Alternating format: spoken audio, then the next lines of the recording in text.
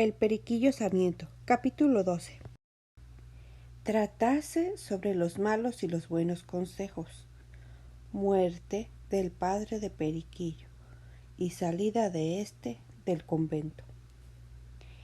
Estuve en el coro durante la tercia y la misa, pero con la misma atención que el facistol. Todo se me fue en cabecear, estirar los párpados y bostezar, como quien no había cenado ni dormido. El que presidía lo notó, y luego que salimos me dijo: hermano, parece que su caridad es harto flojillo. Enmendarse, que aquí no es lugar de dormir. Yo no dejé de incomodarme, como que no estaba acostumbrado a que me regañaran mucho, pero no osé replicar una palabra.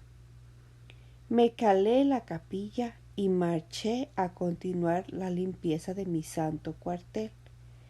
Llegó la hora bendita del refectorio y aunque la comida era de comunidad, a mí me pareció bajada del cielo, como que a buena hambre no hay mal pan. En fin, me fui acostumbrando poco a poco a sufrir los trabajos de fraile y el encierro de novicio, manteniendo el estómago debilitado, consolando a mis ojos soñolientos, animando mis miembros fatigados con el trabajo y tolerando las demás penalidades de la religión, con la esperanza de que, en cumpliendo 6 meses, fingiría una enfermedad y me volvería a mis ajos y coles, que había dejado en la calle.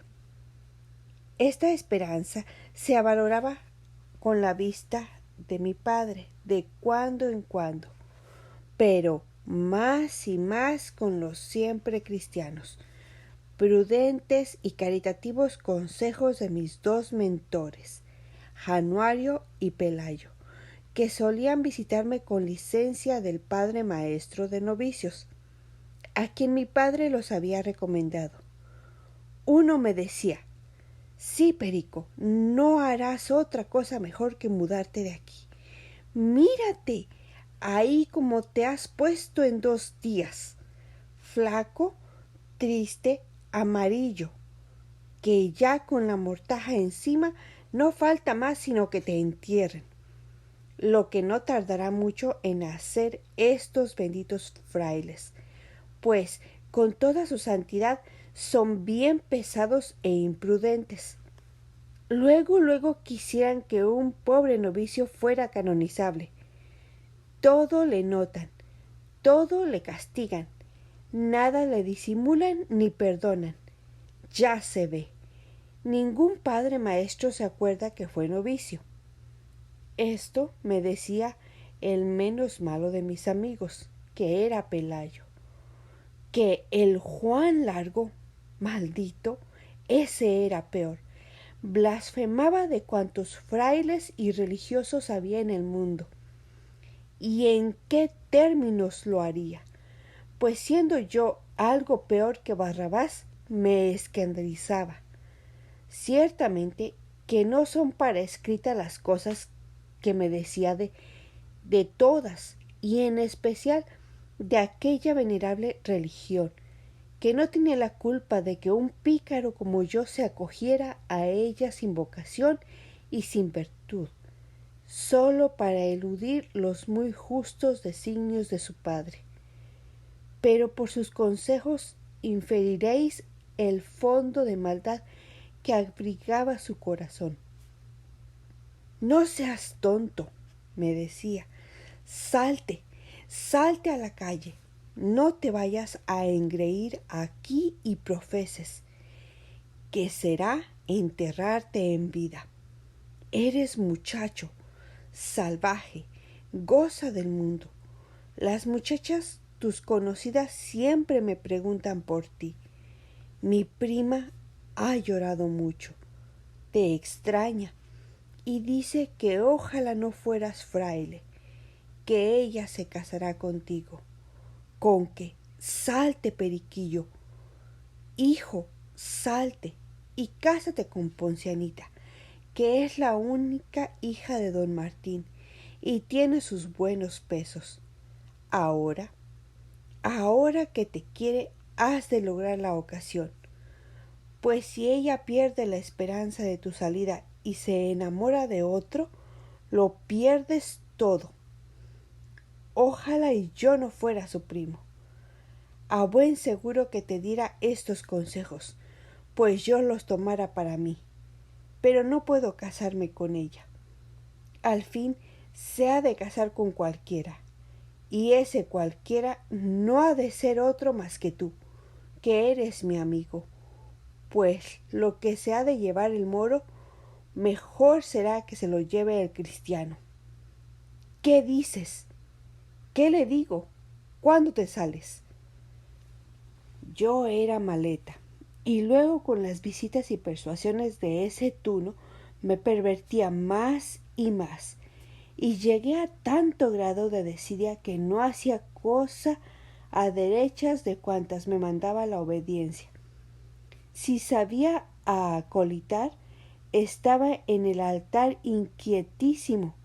Mi cabeza parecía molinillo y no paraban mis ojos de revisar a cuanta mujer había en la iglesia. Si barría el convento, lo hacía muy mal. Si servía el refectorio, quebraba los platos y escudillas. Si me tocaba algún oficio en el coro, me dormía. Finalmente, todo lo hacía mal, porque todo lo hacía de mala gana. Con esto, raro era el día en que no entraba al refectorio con la almohada, la escoba o los tepalcates colgados, con un tapaojos o con otra señal de mis malas mañas y de las ridiculeces de los frailes, como yo decía. Los primeros días se me asentaba la silla un poco, esto es, se me hacían pesadas semejantes burlas y mojigangas, como yo las llamaba, siendo su propio nombre penitencias. Pero después me fui connaturalizando con ellas, de modo que se me daba tanto de entrar al coro o refectorio con una sarta de guijarros pendiente del cuello, como si llevara un rosario de Jerusalén. Así, cayendo y levantando y haciendo despertar a los benditos religiosos, llegué a cumplir 6 meses de novicio, tiempo que desde el primer día me había prefijado para salirme a la calle y volverme a mis andanzas en el siglo. Ya estaba yo pensando de qué mal sería bueno enfermarme, o fingir que me enfermaba para cohonestar mi veleidad, y habiendo por último elegido la epilepsia, ya iba a descargar sobre el corazón sensible de mi padre el golpe fatal, escribiéndole mi resolución de salirme, cuando llegó Januario y me dio la triste noticia de hallarse mi dicho padre gravemente enfermo y desahuciado de los médicos. Afligióme semejante nueva, y trataba de acelerar mi salida, pero Januario me contuvo diciéndome que tiempo había para ella, que por entonces suspendiera mi resolución, pues nada iba a medrar, y entonces podría suceder que mi padre, con la pesadumbre, se agravara y se abreviaran sus días por mi precipitación, y así que me sosegara, que por muerte o por vida de mi padre se haría la cosa después con más acierto y menos inconvenientes. Hícelo así, y confieso que me convenció, porque a pesar de ser tan malo, esta vez me aconsejó como hombre de bien. Los hombres, hijos míos, son como los libros. Ya sabéis que no hay libro tan malo que no tenga algo bueno. Así, los hombres, no hay uno tan perverso que tal cual vez no tenga algunos buenos sentimientos. Y en esta inteligencia el mayor pecador, el más relajado y libertino, puede darnos un consejo sabio y edificante. 5 días pasaron después de que me habló Januario, cuando vino a verme don Martín, y previniéndome el ánimo con los consuelos que le dictó su caridad, me dio una carta cerrada de mi padre, y con ella la noticia de su fallecimiento. La naturaleza apretó mi corazón, y mis lágrimas manifestaron en abundancia mis sentimientos. Don Martín repitió sus consuelos y se fue a dar algunas limosnas al padre provincial para sus sufragios por el alma del difunto. El padre vicario, los coristas y mis connovicios entraron a mi celda y me daban todos aquellos consuelos que se apoyan en la religión. Y luego que calmó un poco mi dolor, me dejaron solo y se retiraron a sus destinos. 2 días pasaron sin que yo me atreviese a abrir la carta, pues cada vez que la quería abrir, leía el sobreescrito que decía: a mi querido hijo, Pedro Sarmiento, Dios lo guarde en su santa gracia muchos años. Entonces se estremecía mi corazón sobremanera, y no hacía más que besarla y humedecerla con mis lágrimas, pues aquellos pocos caracteres me acordaban el amor que siempre me había tenido y su constante virtud que me había inspirado. Ay, hijos, qué cierto es que el buen padre, la buena esposa y el buen amigo solo se conocen cuando la muerte cierra sus ojos. Yo sabía que mi padre era bueno, pero no lo conocí bien hasta que tuve la noticia de su fallecimiento. Entonces, a un golpe de vista, vi su prudencia, su amor, su juicio, su afabilidad y todas sus virtudes, y al mismo tiempo eché de ver el maestro, el hermano, el amigo y el padre que había perdido. Al cabo de 3 días abrí la carta, cuyo contenido leí tantas veces que se me quedó en la memoria, y por ser sus documentos digna herencia de vuestro abuelo, os la quiero dejar aquí escrita. Amado hijo, al borde del sepulcro te escribo esta, que según mi orden te entregarán luego que esté mi cadáver sepultado.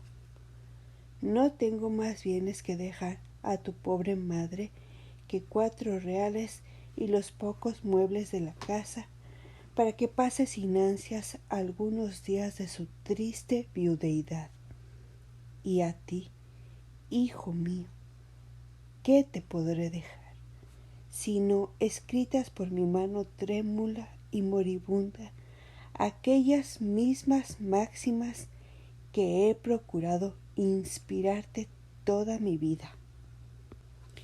Hazles lugar en tu corazón y procura traerlas a la memoria con frecuencia. Obsérvalas, que jamás te arrepentirás de su observancia. Ama a Dios, témelo y reconócelo por tu Padre, tu Señor y tu benefactor.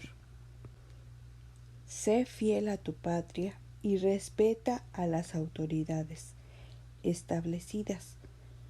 Pórtate con todos como quisieras que se portaran contigo. A nadie hagas daño y jamás omitas el bien que puedas hacer. No aflijas a tu madre ni excites su llanto, porque las lágrimas que derraman las madres por los hijos claman ante Dios contra estos por la venganza.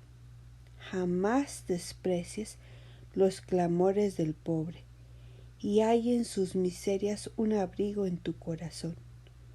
No juzgues del mérito de los hombres por su exterior, que éste es engañoso las más veces.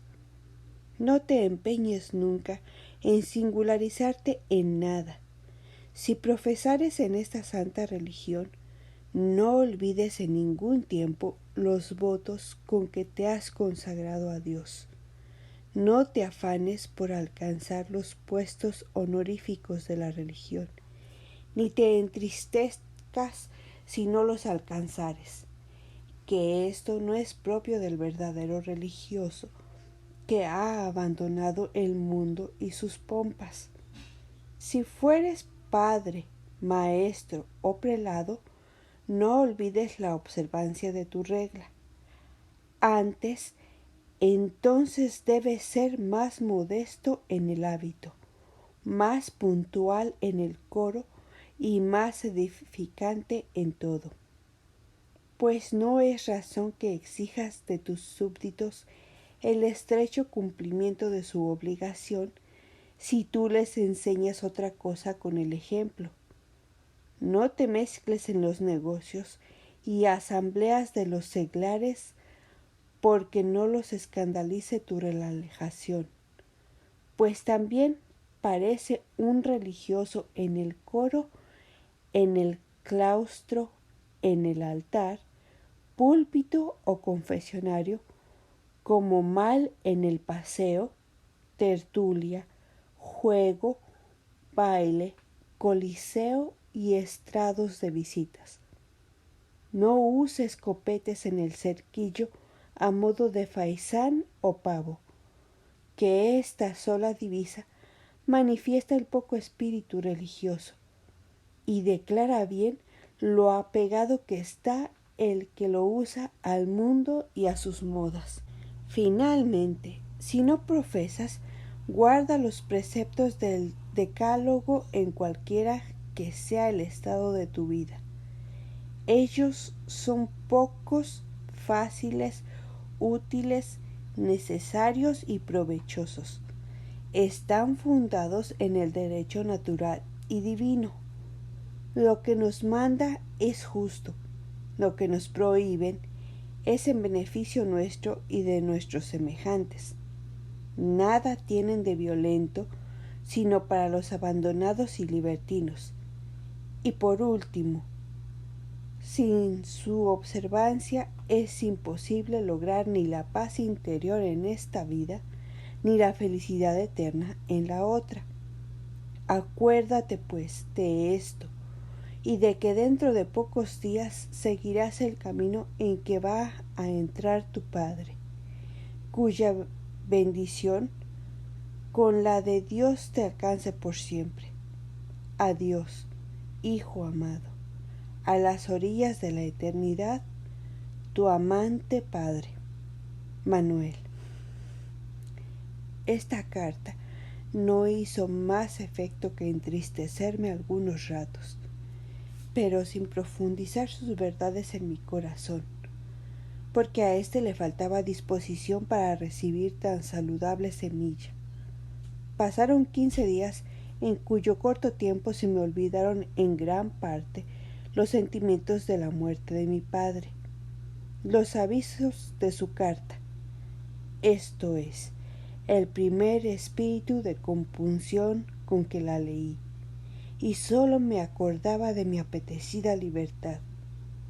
Al cabo de estos días vino Januario y me trajo un recado de mi madre, diciéndome que estaba muy apesarada y triste en su soledad, y que ya era tiempo para que yo realizara mis proyectos, pues habiendo muerto mi padre, ya no había cosa que embarazara mi salida.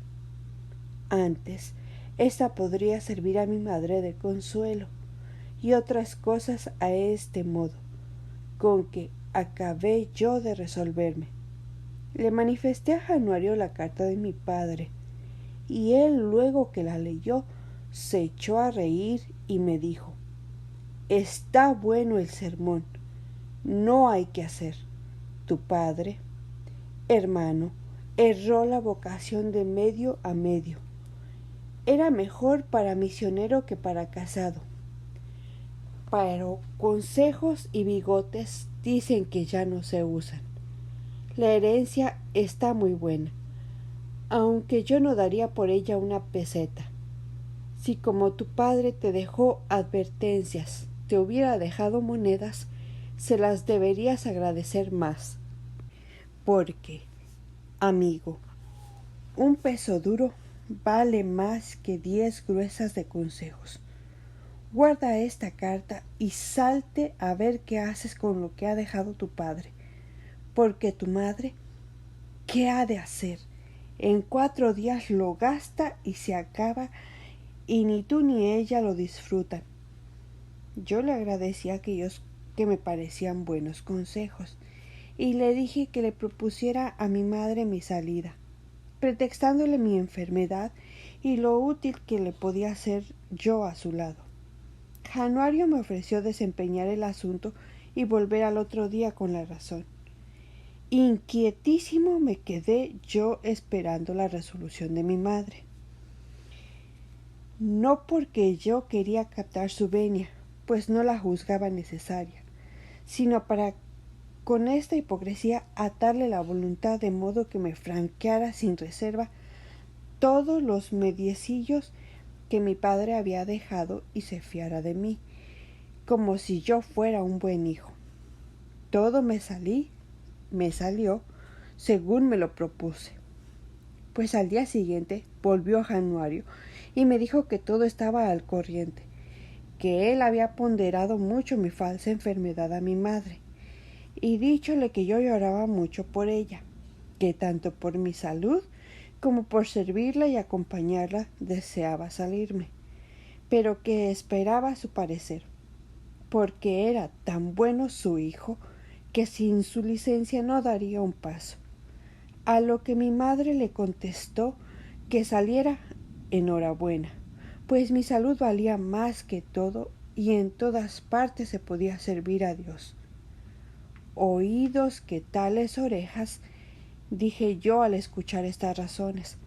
«Mañana comemos juntos, Januario, y al instante vamos a visitar a Poncianita», me dijo él, «que cada día está más chula la diantre de muchacha».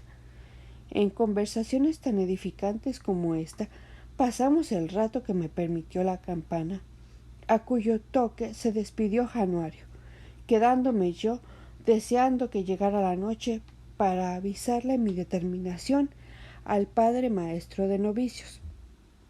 Llegó, en efecto, y a mi parecer más tarde que otras veces. Luego que tuve lugar, me entré en su celda y le dije que estaba enfermo, y a más de eso, que mi madre había quedado viuda, pobre y sin más hijo que yo, y que así pensaba volverme al siglo, que me hiciera favor de facilitarme mi ropa. El buen religioso me escuchó con santa paciencia y me dijo que viera lo que hacía, que esas eran tentaciones del demonio.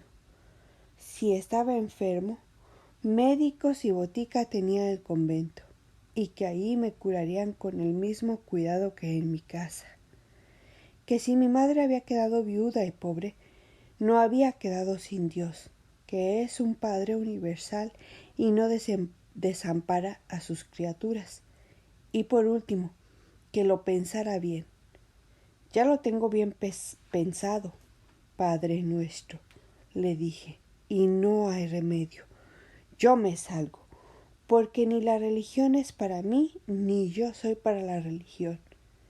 Enfadándose su paternidad con estas razones, me dijo: «La religión es para todos los que son para ella, mas su caridad dice bien, que no es para la religión, y así me lo ha parecido algunas veces. Vaya con Dios. Mañana temprano mandaré avisar a vuestro padre provincial y se irá a su casa o a donde le parezca. Me retiré de su visita y esa noche ya no quise ir a coro ni a refectorio, ni me hicieron instancia tampoco.